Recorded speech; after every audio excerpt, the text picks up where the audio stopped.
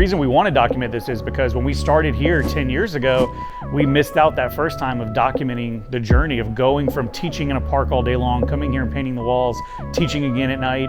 You know, we didn't document any of that. We did have a couple of pictures from back then, but I would love to be able to go back in time and see what I was thinking 10 years ago. And I think it'll be really cool for me 10 years from now to be able to look back at this video and think, here's what I was doing and thinking at that time.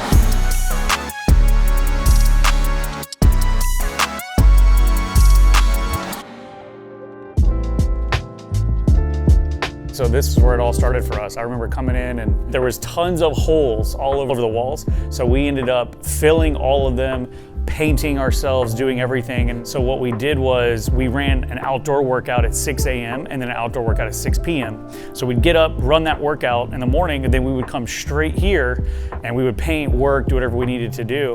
And it took us about 2 weeks of full days. I mean, it was literally 6 a.m. class, work all day long. The highlight of the day was we went to Chipotle every day for lunch, and there was a TCBY right next to it. So we ate TCBY because it was hot outside. So it was a nice little treat for us. And then we'd come right back, work in here until about 5:30, and then head over to the park to run the outdoor class. And then we finally opened. The way our schedule worked was Jeremy ran the morning. So he was here at 5 a.m. for the 5:30 class. I would come in around 9 a.m. and I ran the noon class. And then in the evenings, we had Taekwondo Mondays and Wednesdays. And back then we didn't really know what to do all day. So it was better to sit here than it was to sit in my apartment. So I would literally just come and sit at the desk and using the computer, Googling like how to get gym members, how to sign people up, how to get better at sales, how to run a business. We had no idea what we were doing. Do the LeBron.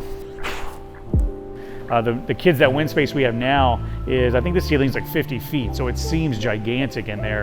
And I didn't even believe it. I remember when I first went over to the kids that win space and they told me it was $15 per foot. And I was like, that's a great price. And I remember telling the landlord, like, we'll shake on it, I'll sign later, I promise. I wanted the space because it felt huge and we're only paying 15 bucks a foot.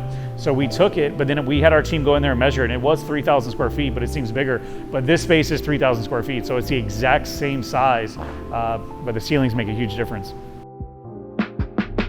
Once we moved Charleston Taekwondo out, we needed more space for the CrossFit program. We basically ripped this wall out, put a load-bearing beam right here so that we could open the space up. But what we're gonna do now is put that wall back. This will be a classroom. This will all be hardwood. We'll get a paint job, we'll cover this wall. We'll have a door on each side. And the reason we'll do that is because we like to rotate the kids every 30 minutes. So one group will go in, one group will come out, and they'll basically rotate between after-school programs. So they'll do snack time, they have homework time, arts and crafts, mental games. They do have some games that they can play on iPads. But when they're in this room, it's gonna be all physical play. So ninja obstacle courses, dodgeball, relay races, all types of games.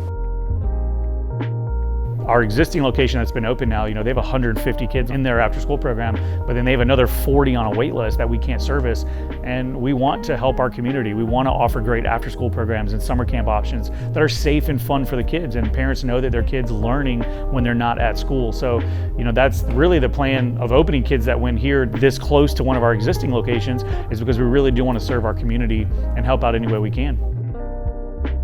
You know, the reason we want to document this is because when we started here 10 years ago, Facebook, Instagram, all that wasn't what it is today, right? And not everyone was documenting the process. So we missed out that first time of documenting the journey of going from teaching in a park all day long, coming here and painting the walls, teaching again at night.